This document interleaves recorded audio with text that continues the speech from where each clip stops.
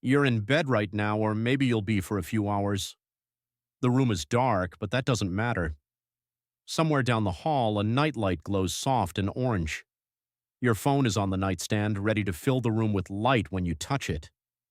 Outside your window, a street lamp is blaring, and beyond it, an entire city glows against the sky, a dome of light so bright astronauts can see it from space. You've never, not once, experienced true, absolute darkness in your life. Not true darkness. It's not the kind that swallows everything up. Your ancestors lived in that darkness every single night, for hundreds of thousands of nights, with nothing but a fire that would go out and sounds in their ears that they couldn't place. No lock on the door, or maybe no door at all most of the time. Just the edge of the firelight, and beyond that, everything unknown. So here's a question for you. For hundreds of thousands of years with no electricity, no locks, no walls that actually kept anything out, how did humans survive part of each day when they were at their blindest, weakest, and most fearful? Let's find the answer today because it's wrong, or at least it's incomplete. You'd think early humans would have just gotten used to it, hardened up, stopped being afraid. It didn't. Fear of the dark isn't a defect in the human brain, it's a trait, and it's an old one. Researchers studying nocturnal vigilance in humans have pointed out that our eyes are just poor tools for the dark. Human night vision is dramatically worse than that of the predators that hunted us. Lions, leopards, hyenas, the animals that shared the African savanna with early hominins, all had excellent low-light vision, and most of them hunted between dusk and dawn. Here's what no one tells you. The fear you feel walking down a dark hallway isn't irrational. It's a memory encoded in your nervous system from tens of thousands of generations spent as a minimally equipped hunter on the night shift. Anthropologists have a term for it, the human prey hypothesis, mostly associated with the work of Donna Hart and Robert Sussman, who argued that early hominids, for a huge chunk of our evolutionary history, were as much hunters as they were hunters. Think about that for a second. Fear didn't have to be trained into your ancestors.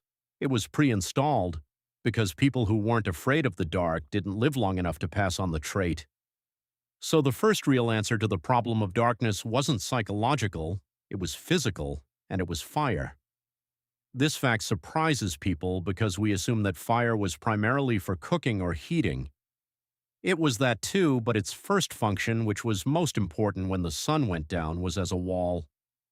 Evidence from Wonderwork Cave in South Africa shows that the use of controlled fire dates back about 1 million years, making it one of the oldest confirmed hearths in the human story.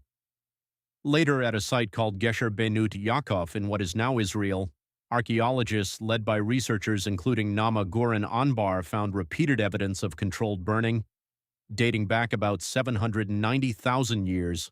Not a single lucky fire, but the same place, used over and over again, night after night, for generations. Here's something that doesn't make sense until you think about it. Fire didn't just provide light, it reorganized an entire social group around a point, forcing everyone together inward into the darkness, into a tight circle every night. This circle is why you still feel something primal when you sit around a campfire today. It's not nostalgia. It's 100,000 generations of your ancestors silently telling your nervous system that this is what looks safe. But fire alone doesn't explain everything, because fire goes out. The wood burns. Someone has to feed it, care for it, watch it, and that someone has to stay awake while everyone else is sleeping. This is where the story gets more interesting and more human. Anthropologist Carol Worthman, who has studied sleep patterns in traditional societies, including the If of the Democratic Republic of Congo, found something that would be almost unbelievable to modern Western sleepers. No one slept alone, and almost no one slept through the night uninterrupted. Sleep was social, layered, and staggered. Someone was always half awake, half listening in what researchers call sentinel behavior. This is the part that no one talks about. There was no formal rotation with assigned shifts and wall-mounted schedules. It emerged naturally, because in a group of a dozen or 20 people close together, there was always someone moving around, someone crying, someone whose body clock ran a little differently than everyone else. The group, without ever deciding, created a living alarm system out of its own restlessness. No one had to be the hero. The darkness was observed anyway because that's what happens when a body of people are genuinely scared together. And then there's sleep itself, which historian Roger Eckert has argued looked nothing like ours. Digging through pre-industrial diaries, court records, and medical texts, Eckert found repeated references to something called first sleep and second sleep, two distinct periods of sleep, broken by an hour or so of quiet wakefulness in the middle of the night. During this waking window, people didn't wake up. They talked, they made fires, they had sex, prayed, or just lay there thinking before drifting back into second sleep until morning. It's a strange thing to realize. The 8 hours of uninterrupted sleep you chase every night with blackout curtains and white noise machines may not be the natural human default at all.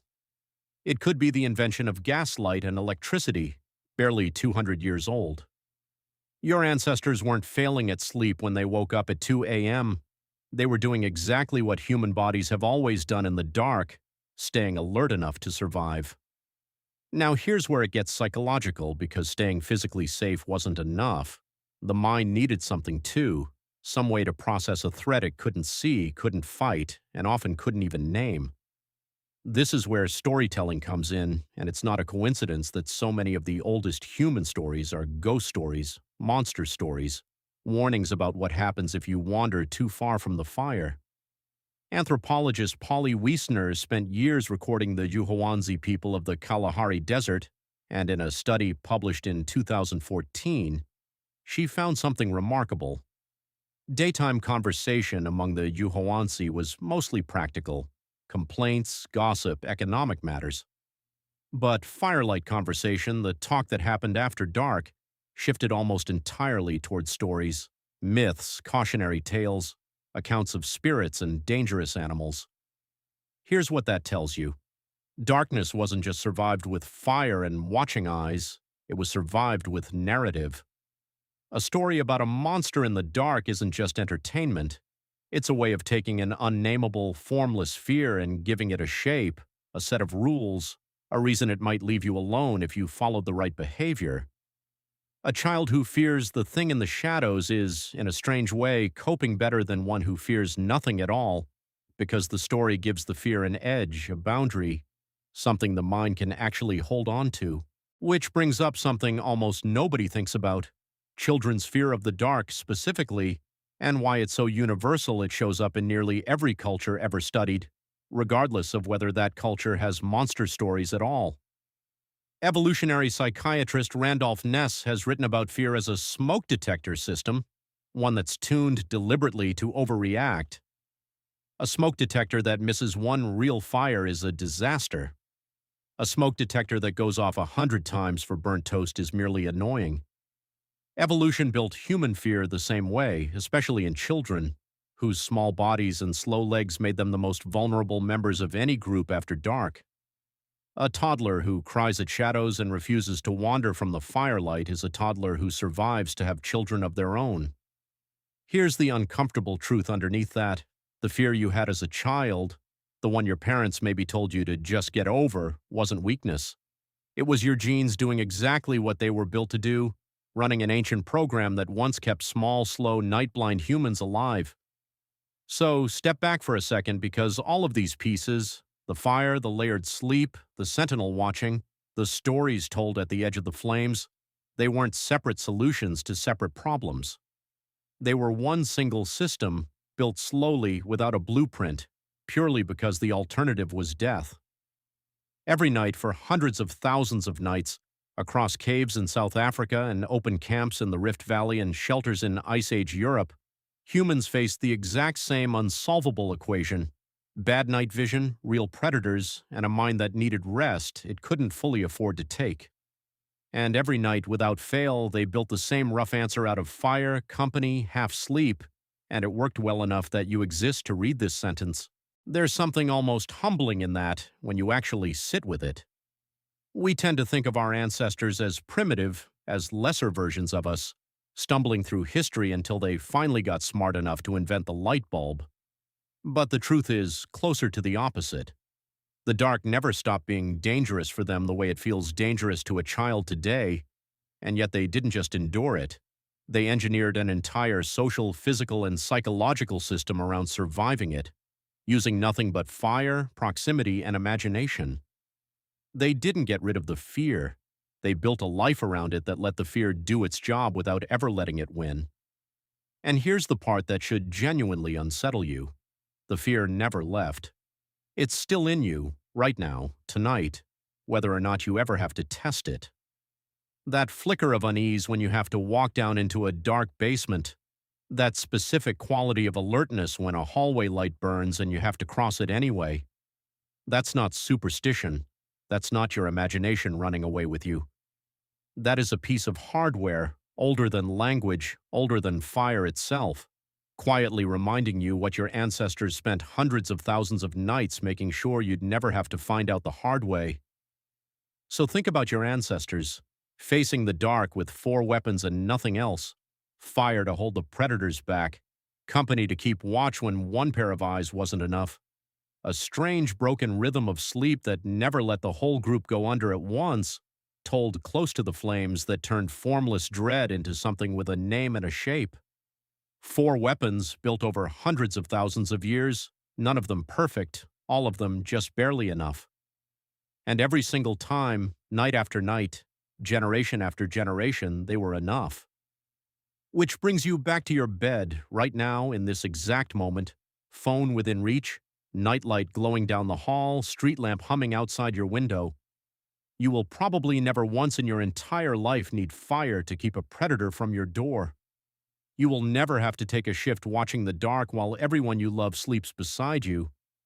And yet, somewhere underneath all that comfort, all that light you never asked for and never had to earn, a small and ancient part of you is still standing guard, exactly the way it was built to, hundreds of thousands of years ago, waiting for a threat that, for you, is never going to come.